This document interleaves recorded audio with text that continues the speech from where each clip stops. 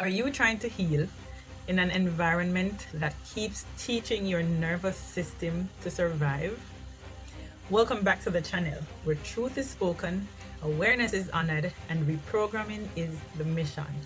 Welcome to Family Focused, the Healing the Roots movement.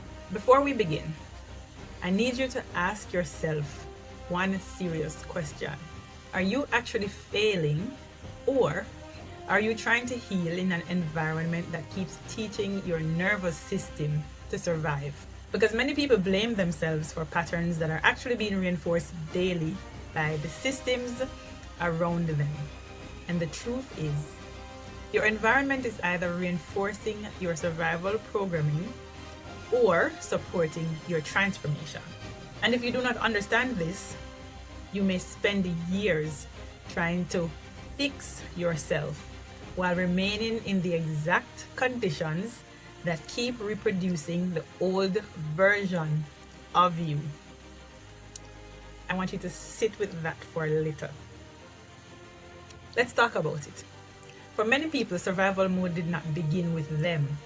It began in environments where safety was inconsistent, where love was conditional, where peace was rare, where emotional needs were ignored, where chaos, instability, criticism, or fear became normal.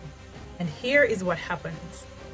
Your nervous system adapts. It learns to prioritize protection over peace, hypervigilance over calm, people-pleasing over authenticity, overworking over stability, and emotional suppression over self-expression.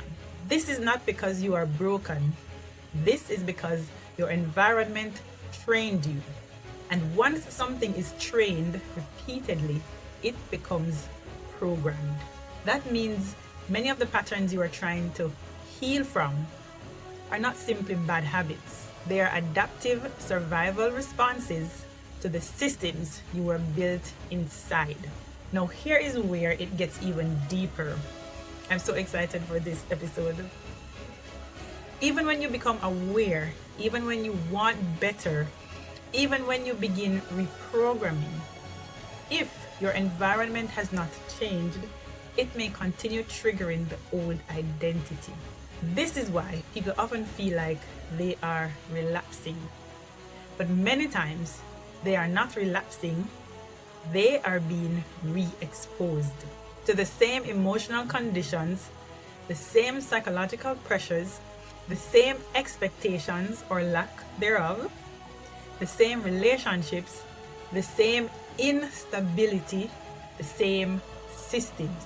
Imagine trying to learn peace in constant chaos, trying to develop self-worth in an environment that constantly diminishes you, trying to create discipline in a system built on unpredictability, trying to build abundance in an atmosphere rooted in scarcity. It becomes difficult not because transformation is impossible, but because the environment keeps rewarding the old programming. This is why your environment matters so much. Because environments teach. They teach you what is normal, what is safe, what is acceptable, what version of yourself is required for survival. So if your environment only knows the survival version of you, your transformation may threaten the system itself. And that is why growth often feels uncomfortable. Not because growth is wrong, but because your new identity may no longer fit the old environment. This is where many people make a critical mistake. They focus only on mindset. But thriving is not mindset alone. Thriving requires systems, new routines, new boundaries, new standards, new relationships, new inputs, new support structure, new expectations. And you know what? I have a pretty good example of this, something that I've experienced over and over. I have a mentor, and whenever we would get together and have conversations and talk, I would leave our conversations or our interactions feeling like, I could conquer the world. I could take over the world like Pinky and the Brain. But then once I leave and I go back to my environment, my space, then all of that energy just literally went out the door. And so one of the things I used to do before I moved so far away from him, from where he lives, I would try as best as possible to see him as often as I could. Although at the time I didn't understand what was at play or what was going on. But I knew, I could tell that each time I interacted with him, each time we had a conversation, each time I was in his energy field, my vibration would lift significantly. And it would carry me for a while, and then, after a while, it's just back to my level of operation. So this is very important. Your environment, the people in your environment is very important. Very, very, very important. Because your nervous system needs repeated evidence that life can now be different. That peace is safe, that rest is safe, that joy is safe, that boundaries are safe, that expansion is safe.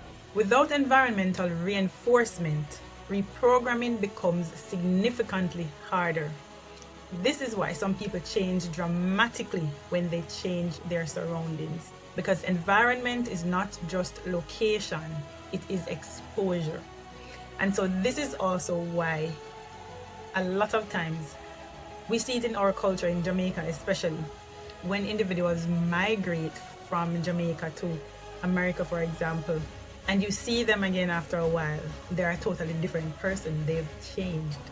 And this is one of those cases because America, unlike Jamaica, is a different beast. It's a whole different animal. So you either have to adapt into their system or you're going to get chewed up and spit right out. Because environment is not just location, it is exposure. Who are you around? What conversations are normal? What behaviors are rewarded? What beliefs are repeated? What energy are you constantly adapting to? Your life is being shaped daily by your repeated exposures. And this is why survival mode systems cannot produce thriving outcomes. If your life is built entirely on urgency, exhaustion, fear, and instability, your body will continue choosing survival even when your mind desires more. I know that all too well. So true transformation often requires environmental reconstruction. This may mean creating boundaries with unhealthy relationships, building structure into your daily life, curating your social circle, protecting your mental inputs, developing supportive routines, choosing spaces that align with who you are becoming. And as I've said in a previous video, each video that you watch or each video that I do, because they're all based on shifting from survival mode to living and thriving, you're pretty much going to always be hearing the same principles being repeated, because repetition is the greatest form of learning, understanding, and transformative living.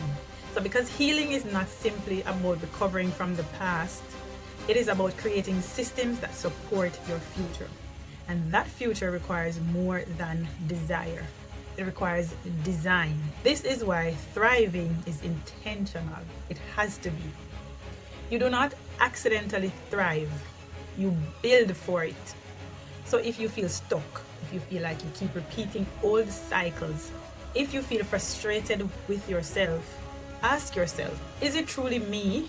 Or am I still operating inside systems that were designed for my survival, not my expansion? Oh God, this is so good. Because once you understand this, you stop blaming yourself for every setback. And you start strategically rebuilding your life. Awareness is the beginning. Reprogramming is the process. Environment is the reinforcement. And thriving is what becomes possible when all three aligns. And as I'm going over this, I'm just remembering how I spent so many years of my life, working for the approval of people, who were never going to approve of me no matter what I did, simply because of who I am. Don't ask me the reason, I don't know, but it's very sad that you can waste so many years of your life working towards a goal or an end result that is non-existent, like just doesn't exist, was never gonna happen. And thriving is what becomes possible when all three align.